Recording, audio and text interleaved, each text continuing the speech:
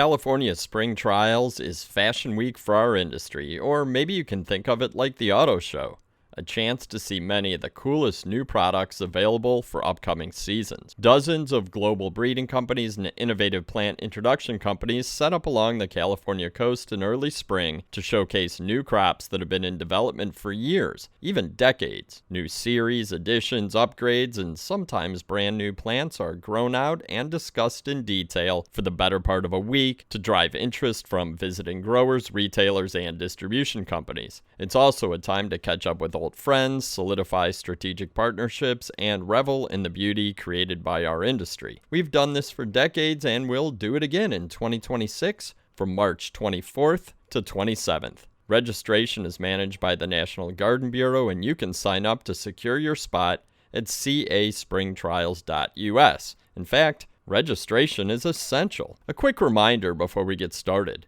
New for this year, if you're visiting a location with more than one exhibiting company, like most of them, registration by location means you register for all companies when you schedule your appointment at caspringtrials.us. But be sure to allocate plenty of time for stops with multiple companies. One click doesn't mean one quick visit. Take, for example, the Head Start Nursery Stop or the Santa Barbara Polo Club. You can register for the location, but you'll need to allocate time for all of the exhibiting companies, and that can mean as many as 100 new varieties. Last but not least, check out the suggested itineraries at caspringtrials.us. If 2026 will be your first time visiting the trials, or you haven't been in a few years, they will be very helpful. Let's hear about some of the things you'll see and experience at Spring Trials this year. I'm your host, Bill Calkins, and today, as part of our cast preview mini-series, I'm here with Stephanie Vincenti from FloraPlant to hear what the company has in store for us this March. This will be a quick conversation, but hopefully it inspires you to register and start thinking ahead as you plan your crop mix for the future. Stephanie, welcome to the podcast.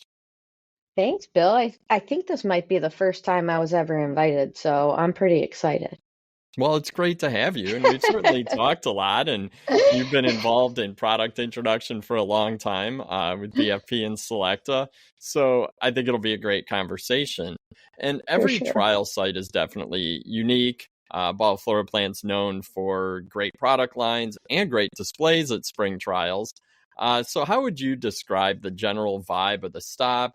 And we know that you exhibit with a lot of other companies, but where exactly is the location? And if you have a theme for this year that you want to share, now's the time. It's actually super interesting. I think it's definitely a benefit of ours to be at the Ball Stop in Santa Paula.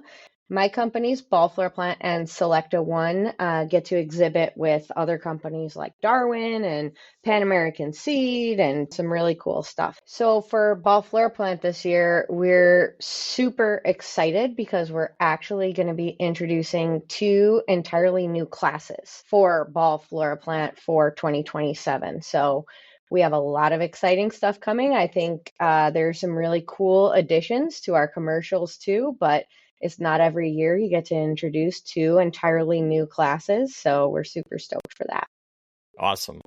And I think that one of the things that we talk about is how you can look back a year and see some of the new introductions that were shown at spring trials and then kind of how they played out throughout the year.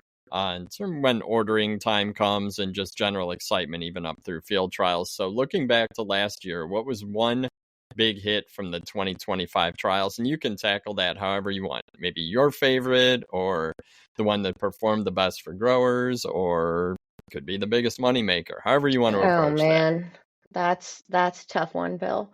I will say it's a combination. I would say one of the biggest hits we got in terms of feedback was definitely the Solera geraniums. Yep. We introduced the dark red last year to that new series, which is interspecific impatiens, which is always a big hit because it helps the consumer to be more successful. It lasts a little longer in the gardens. So I would say in terms of feedback, that was one of the biggest things we heard. But then me personally, I really liked the display that we had where we mocked up basically the back of a semi truck.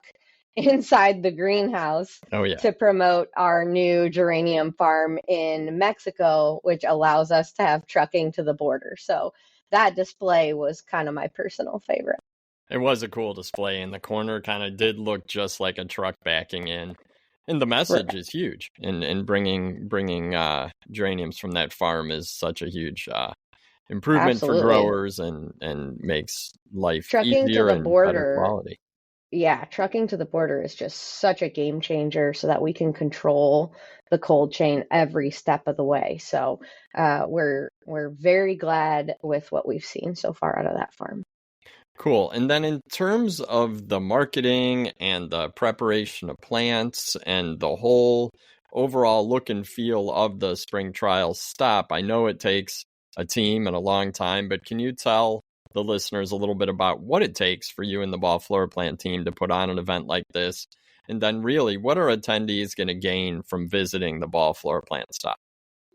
Oh my goodness, Bill, it is no small undertaking. I will tell you that much. I honestly, I'd say planning for cast starts immediately after or even during the current year's cast. You know, you're taking in what worked as far as displays and messaging and what's really resonating with people.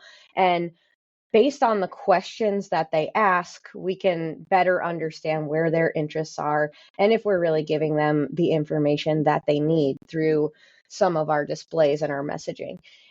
So really, we start with the little nuggets that we gather that one year, and then we really, really dive into it after we get through the summer, because there's so many other events in the summer, right? And then we delve into it in, I would say, late summer. And we had a plan for our displays, our general layout, and a grow out plan in, I think it was September. Oh, wow. Uh-huh. It requires a lot of planning. I mean, it's our biggest grow out, I'd say, of the year, maybe outside of the ball gardens. Sure. And we really want to make sure that we're giving the visitors all the tools that they need in order to be successful with some of our new programs. You know, it's easy to say, hey, we want to talk about this. And my job would be a lot easier if that's all we did. Right? But that's not the goal at the end of the day. The goal is to really provide solutions and answer questions and give the tools to the people who are visiting our stop.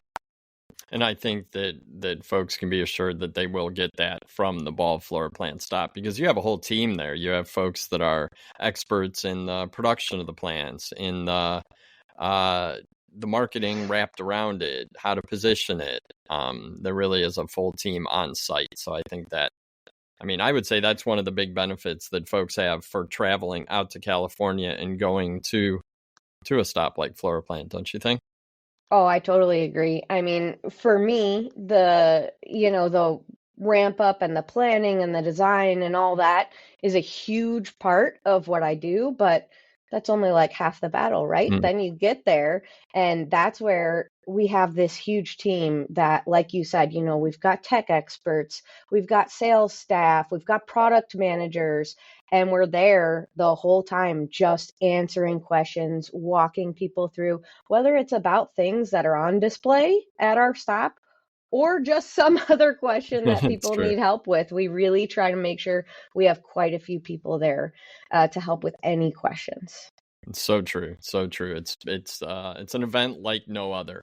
And then the question that I think everybody tunes in for with these episodes is, can you shout out a few of the new varieties that you and the team are most excited to showcase in 2026?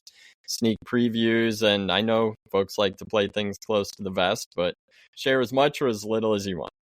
Oh man, let's go with this. We are introducing an entirely new class of pet koa that we are extremely excited for. We've got some great colors, and we've seen some really, really great performance out of these. So we're super excited to launch that. And then just maybe a new class that brings some color to the shade. Ooh, that's always good. That's always needed. Mm-hmm.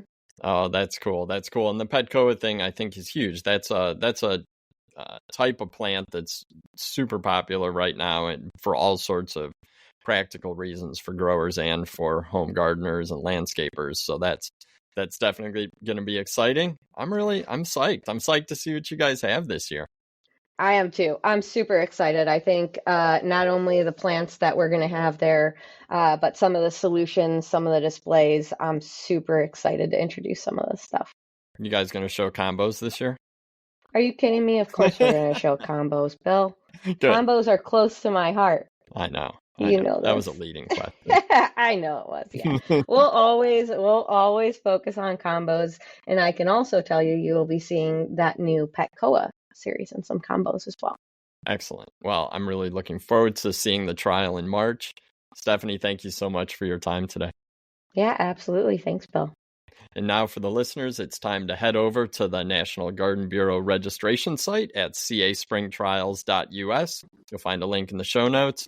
Get registered. Bring a bunch of people from your team. If you haven't been to spring trials in a while, this is a great year to attend.